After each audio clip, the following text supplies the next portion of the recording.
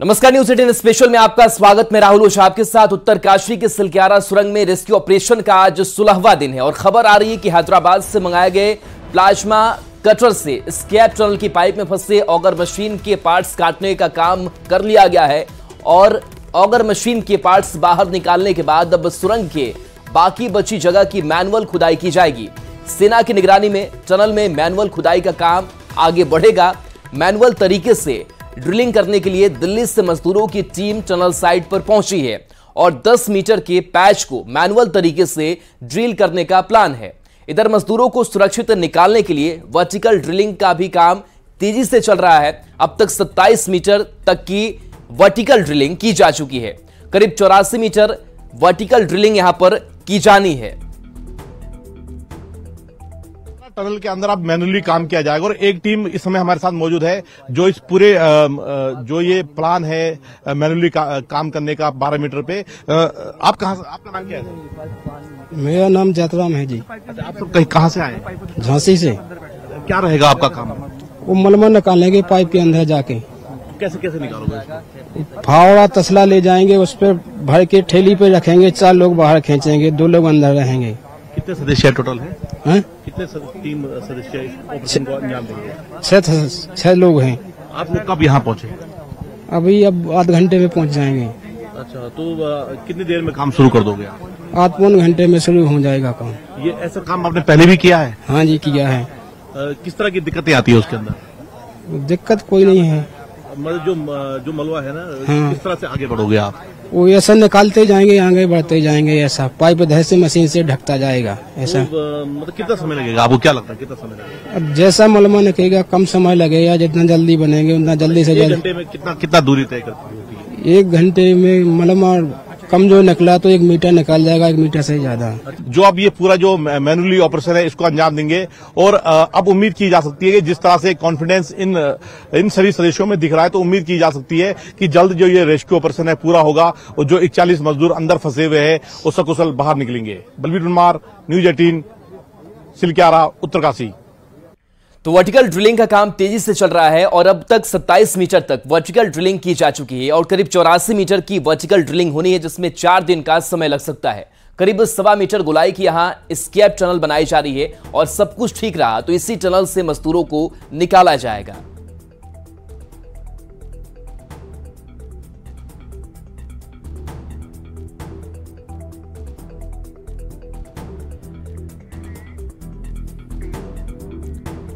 तो उत्तरकाशी में tunnel rescue के बीच बारिश और बर्फबारी का भी अलर्ट जारी हुआ है। उत्तरकाशी के निचले इलाके में बारिश हो सकती है तो वहीं ऊंचाई वाले इलाकों में बर्फबारी हो सकती है और अगर यहां बारिश और बर्फबारी होती है तो रेस्क्यू ऑपरेशन में भी दिक्कतें आ सकती हैं।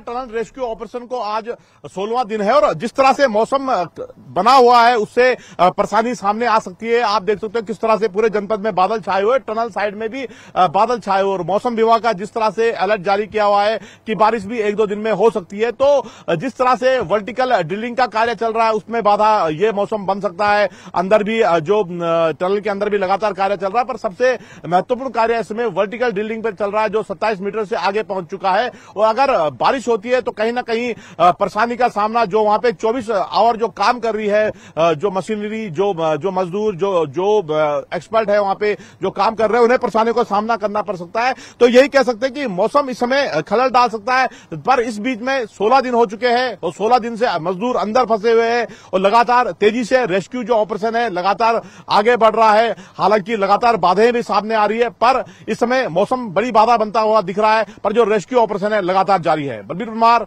न्यूज 18, सिलक्यारा, उत्तरकाशी। और देखिए उत्तरकाशी से बलबीर परमार हमारे साथ संवाददाता जुड़े हैं। बलबीर, समय बीतता जा रहा है, इंतजार बढ़ता जा रहा है, चिंताएं भी बढ़ती जा रही है, लेकिन इन सब के बीच अगर वर्टिकल ड्रिलिंग की अगर बात करें जो 27 मीटर सब तक ज्यादा की जा चुकी है, अब कितना और ड्रिलिंग बाकी है और कितना वक्त लग सकता है मजदूरों तक पहुंचने में, अभी क्या अपडेट है?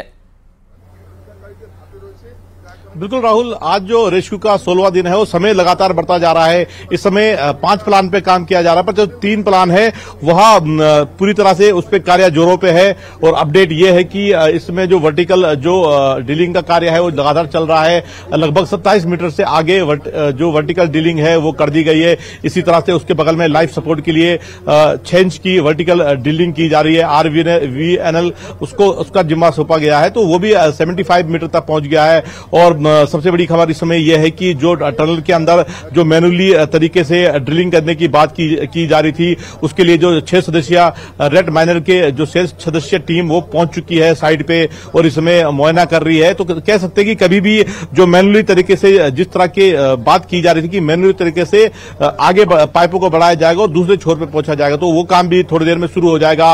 और एक और बड़ी खबर यह है कि जो पीएम के जो प्रमुख सचिव है पीके मिश्रा, वो भी यहां पहुंचे हुए हैं। थोड़ी देर पहले उन्होंने टनल साइड का दौरा किया और वहां पे जो मजदूर फंसे हुए हैं उनसे वार्ता की। इसके अलावा अभी वार रूम में गए हैं जहां पे अधिकारियों से फीडबैक लिया जा रहा है कि आगे क्या प्लानिंग है, किस तरह से रेस्क्यू ऑपरेशन चल रहा है, किस रेस्क्यू ऑपरेशन पे किस तरह की सफलता मिल सकती है, तो इस पे पूरा फीडबैक लिया जा रहा है। तो कुल मिला के यही है कि लगातार पिछले 16 दिन से हमने देखा कि लगातार जो रेस्क्यू ऑपरेशन जारी है। पर पिछले 3 दिन की बात करें तो जो 5 प्लान बनाए गए हैं उन पर रेस्क्यू ऑपरेशन तेजी से किया जा रहा है, जिसमें से 3 साइड ऐसी है, 2 वर्टिकल साइड और 1 टनल के अंदर, जहां पे लगातार कार्य जारी है। और उम्मीद जताई जाती है कि अगर सब कुछ ठीक रहा तो जल्द से जल्द कहीं से सफलता मिलने की उम्मीद जतेगी। और ज्यादा जो उम्मीदें इस समय निकल के आ रही है वो जो टनल के अंदर जो मैनुअली तरीके से जो ड्रिलिंग की जाएगी उससे ज्यादा उम्मीद है, क्योंकि बताया जा रहा है कि इस ड्रिलिंग में कम समय लगेगा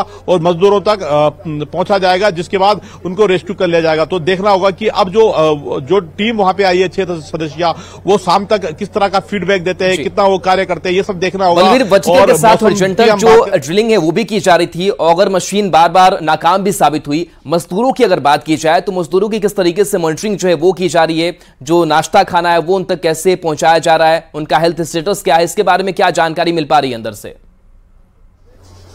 बिल्कुल, जो मजदूरों का हेल्थ स्टेटस है उसकी लगातार मॉनिटरिंग की जा रही है। जो डॉक्टर की टीम है लगातार मौके पे पहुंची हुई है और हर थोड़ी देर बाद बात की जा रही है किस तरह की परेशानी का सामना वो कर रहे हैं, उनसे बात की जा रही है। अगर कोई दिक्कत सामने आ रही है तो दवाइयां उनके लिए भेजी जा रही है।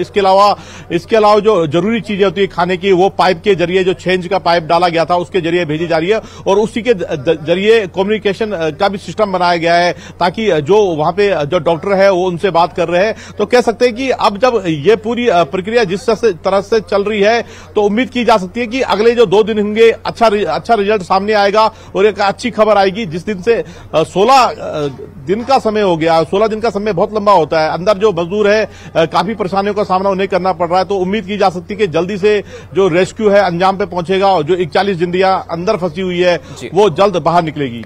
बलवीर, जब ड्रिलिंग का काम किया जा रहा था तो कई स्ट्रक्चर जो है वो बाधा बने, वो अवरोध बने, और चाहे वो ऑगर मशीन की बात करें और वो मशीनें टूट जाती हैं।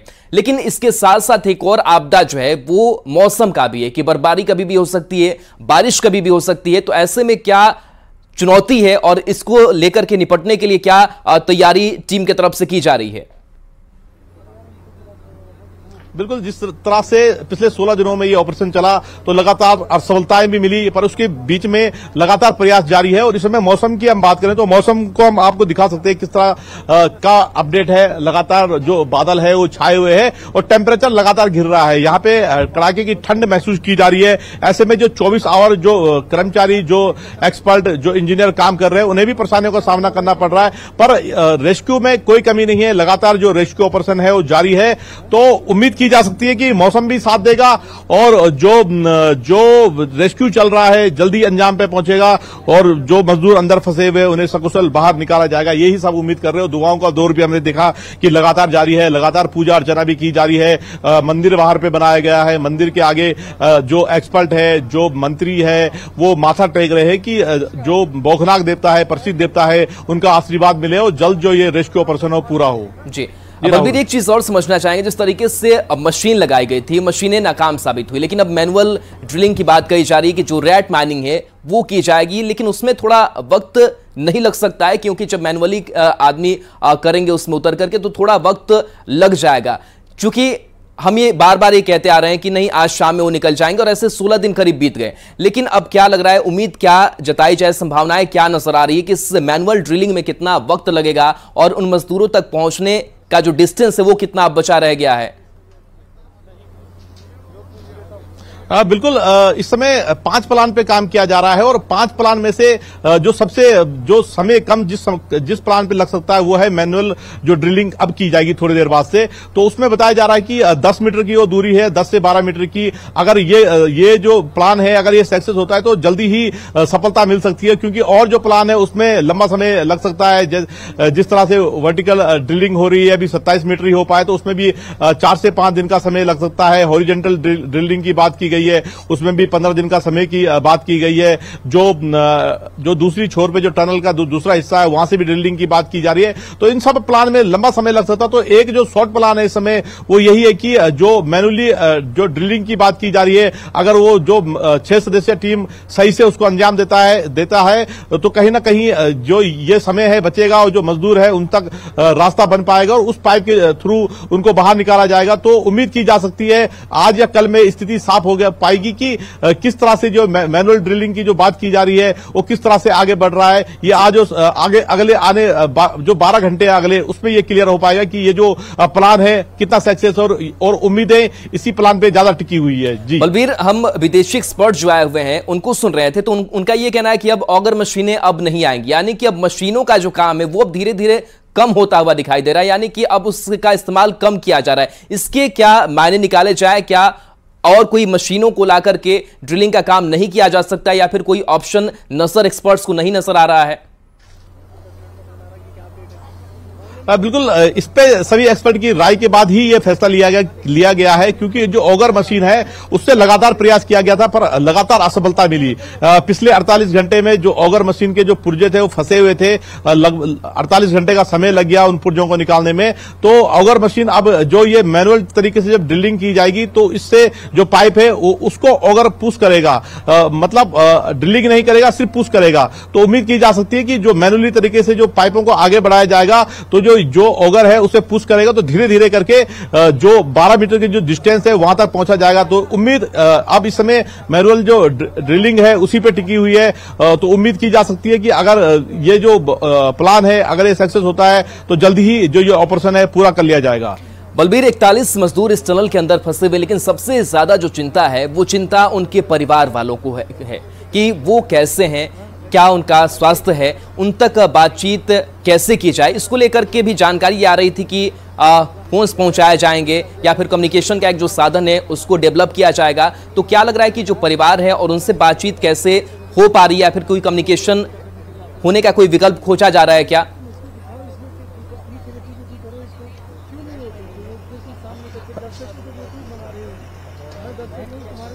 बलबीर, वो मजदूर अपने घर वालों से बातचीत कर पाए उसके लिए कोई विकल्प वहां पर नजर आ रहा है?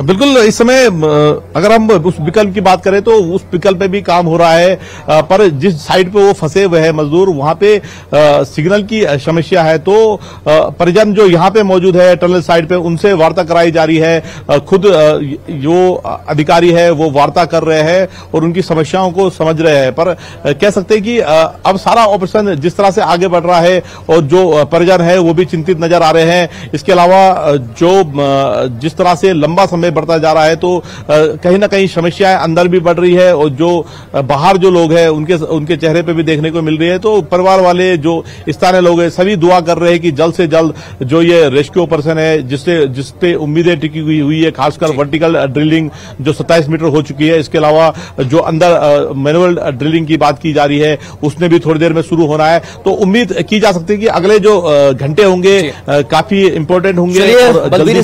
ऑपरेशन पर आप नजर बनाए रखिए और लगातार दुआओं का दौर भी जारी कि जल्द से जल्द जो हमारे मजदूर है वो अब वहां से सुरक्षित निकाले जा सके। चलिए बढ़ते आगे। सिल्क सिटी भागलपुर में हवा की गुणवत्ता दिन प्रतिदिन बिगड़ती ही जा रही है। पिछले 4 दिनों से एयर क्वालिटी इंडेक्स का लेवल 300 के पार है। हवा की हालत बिगड़ने से इसका सीधा असर लोगों के स्वास्थ्य पर पड़ रहा है। बुजुर्गों और बच्चों को खास परेशानियों का सामना करना पड़ रहा है। ज्यादा जानकारी दे रहे हैं संवाददाता विकास कुमार सिंह। भागलपुर में हवा की हालत बिगड़ती ही जा रही है। पिछले 4 दिनों से AQI लेवल 300 के पार कर गया है। हवा की गुणवत्ता बिगड़ने के बाद इसका सीधा प्रभाव लोगों के स्वास्थ्य पर पड़ रहा है। इस वक्त मैं भागलपुर के सैंडिस कंपाउंड मैदान में हूं और अमूमन यहां पर भीड़ भाड़ हुआ करती है, लेकिन आज जो लोग हैं अब वो कम संख्या में घर से बाहर निकल रहे हैं। नतीजन की जो मैदान है वो खाली पड़ा है और हवा की गुणवत्ता खराब होने के साथ ही लोग जो है अब परहेज कर रहे हैं। सिल्क सिटी भागलपुर में हवा की गुणवत्ता दिन प्रतिदिन बिगड़ रही है। AQI लेवल लगातार 4 दिनों से 300 के पार कर गया है। बहुत ज़्यादा स्थिति यहाँ पर हम लोगों को सांस लेने में भी परेशानी हो रही है। सुबह यदि हम लोग निकलते थे मॉर्निंग वॉक के लिए तो यही ग्राउंड पूरा भरा पड़ा हुआ रहता था। आज के इस स्थिति में बच्चों को खेलने में भी परेशानी हो रही है। या तो इसका वजह बहुत ज़्यादा प्रदूषण है या फिर मौसम का प्रभाव है। हम लोग नोएडा और दिल्ली वाले स्थिति में आ गए हैं। ये हमारा स्वास्थ्य पर एकदम डायरेक्ट प्रभाव है, डायरेक्ट प्रतिकूल प्रभाव हो रहा है। बुजुर्गों को और बच्चों को किस तरह से घर में रख रहे हैं? बुजुर्गों और बच्चों को लेकर मैं आता हूँ। हमारे बच्चे नेशनल्स के लिए तैयारी कर रहे हैं लॉन टेनिस की, और वो अभी प्रत्येक दिन हम उसको मास्क लगा करके ला रहे हैं। मास्क लगा करके बच्चे आते हैं, यहाँ आकर के फिजिकल अपना वर्क किए, उसके बाद फिर अपना थोड़ा देर लगता है एडजस्ट करने में। प्रभाव पड़ रहा है बहुत ज्यादा। उसका अपना स्टेमिना घट गया है। जो खेलने का उसका टाइम था वो स्टेमिना अब उसका बहुत ज्यादा कम हो गया। तो हवा की गुणवत्ता सिल्क सिटी में लगातार बिगड़ती ही जा रही है। पिछले 3 दिनों से अगर बात करें तो भागलपुर में एयर क्वालिटी का जो लेवल है वो 300 के पार कर गया। हवा की गुणवत्ता बिगड़ने के साथ ही इसका सीधा प्रभाव लोगों के स्वास्थ्य पर पड़ रहा है। विकास कुमार सिंह, न्यूज़ 18 भागलपुर। तो गोपालगंज में वायु प्रदूषण गंभीर जोन में पहुंच चुका है। यहां एयर क्वालिटी इंडेक्स यानी AQI 312 तक पहुंच चुका है। ऐसे में सबसे ज्यादा परेशानी मॉर्निंग वॉक पर निकले लोगों को हो रही है। पोल्यूशन बढ़ने की वजह से सांस के रोगी और बच्चे सबसे ज्यादा परेशान हैं। डॉक्टरों ने ऐसे मौसम में लोगों से सावधानी बरतने की अपील की है। वहीं DM डॉक्टर नवल किशोर चौधरी ने पराली जलाने वालों पर कार्रवाई के निर्देश दिए हैं। गोपालगंज से मौसम का हाल बता रहे हैं संवाददाता गोविंद कुमार।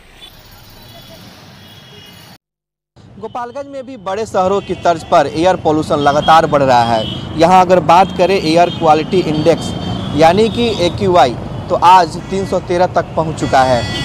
इस नवंबर महीने में आज सबसे ज़्यादा AQI का जो आंकड़ा है वो सामने आया है। ऐसे में एयर पोल्यूशन बढ़ने से लोग जो है वो परेशान है। खासकर जो मॉर्निंग वॉक पर निकलने वाले बुजुर्ग हैं, बच्चे हैं, उन्हें परेशानियों का सामना करना पड़ रहा है। कई ऐसे लोग हैं जो एयर पोल्यूशन की वजह से एलर्जी समेत कई बीमारियों के चपेट में आ रहे हैं। खासकर जो सांस से संबंधित रोगी हैं वो इस एयर पोल्यूशन के शिकार हो रहे हैं और लगातार बीमारियों के चपेट में आ रहे हैं। ऐसे में जो लोग हैं अब जिला प्रशासन से एयर पोल्यूशन को कम करने की मांग कर रहे हैं। क्या वजह है कि एयर पोल्यूशन लगातार बढ़ रहा है?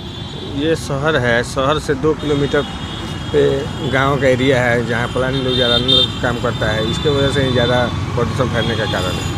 क्या करना चाहिए प्रशासन को चाहिए कि जागरूक करे कि लोगों को जितना ज़्यादा हो सके प्रदूषण कम करे, पानी नहीं जलाने दे, धूल से बचे। इससे उपाय हो सकता है। क्या नाम है?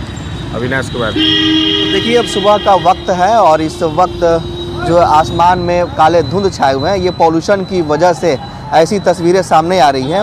हालांकि जिला प्रशासन ने भी लोगों से अपील की है कि वो कूड़ा कचरा और पराली को खेतों में न जलाएं। गोपालगंज के जो DM है डॉक्टर नवल किशोर चौधरी वो लगातार बढ़ते पॉल्यूशन को लेकर चिंता जाहिर किए हैं और कहा है कि जो लोग हैं वो कूड़ा कचरा और खेतों में जब पराली जलाते हैं तो पराली न जलाएं। और पराली जलाने को लेकर कृषि विभाग ने भी कार्रवाई करने की बात कही है। हालांकि जो कल कारखाना है, शुगर मिल है, वो भी गोपालगंज में शुरू हो चुका है। इसके अलावा जो डीजल वाली गाड़ियां हैं, खटारा गाड़ियां, एक ये भी वजह है पोल्यूशन बढ़ने की। तो ऐसे में पोल्यूशन बढ़ने की वजह से लोग अब बीमारियों के चपेट में आ रहे हैं। वहीं दूसरी तरफ डॉक्टरों ने, स्वास्थ्य विभाग के जो चिकित्सक हैं, उनके द्वारा लगातार पोल्यूशन को लेकर लोगों को जागरूक किया जा रहा है और ऐसे मौसम में खासकर सांस से संबंधित रोगियों को सावधानी बरतने की अपील की जा रही है। गोविंद कुमार, न्यूज़ 18 गोपालगंज। कार्तिक पूर्णिमा पर पूरे बिहार के लोग आस्था की डुबकी लगा रहे हैं। गंगा घाटों पर श्रद्धालुओं की भारी भीड़ देखी जा रही है। इस बार कार्तिक पूर्णिमा पर दीपदान का योग बन रहा है। ऐसे में लोग गंगा स्नान कर दीप का दान कर परिवार के सुख समृद्धि की कामना कर रहे हैं। आप देख रहे हैं 6 जिलों की तस्वीरें जहां श्रद्धालु गंगा स्नान कर रहे हैं। आज के दिन गंगा स्नान का बड़ा महत्व है।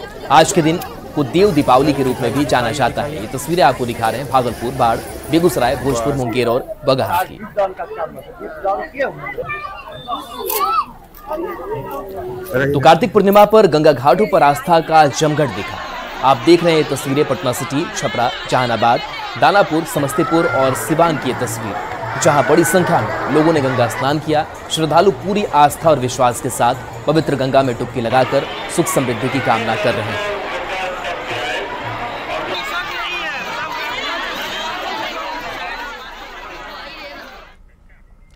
तो कार्तिक पूर्णिमा को लेकर आज बेगूसराय की विभिन्न गंगा घाटों पर श्रद्धालुओं की भारी भीड़ देखी जा रही है। गंगा स्नान को लेकर प्रशासन की तरफ से भी पुख्ता इंतजाम किए गए हैं। इस मौके पर एनडीआरएफ और एसडीआरएफ की टीम को सुरक्षा के लिए लगाया गया है।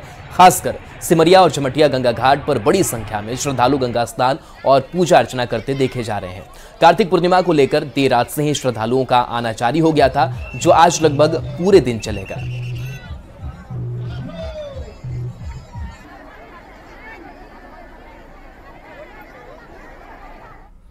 वहीं मुंगेर के कष्टहरनी गंगा घाट, बबुआ गंगा घाट और सोची गंगा घाट के अलावा अन्य गंगा घाटों पर कार्तिक पूर्णिमा को लेकर सुबह से ही श्रद्धालुओं की भीड़ लगी है।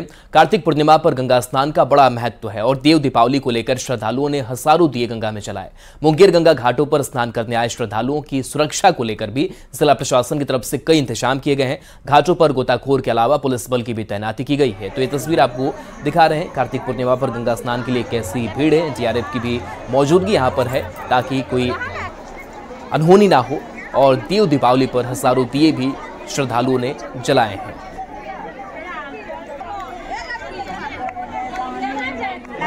मन को संतुष्टि मिलता है कि हम गंगा स्नान किए हैं, पूजा पाठ किए हैं और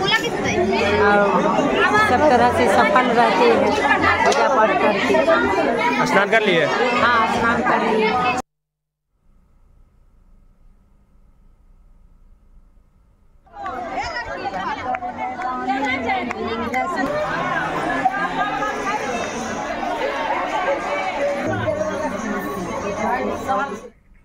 और एक नजर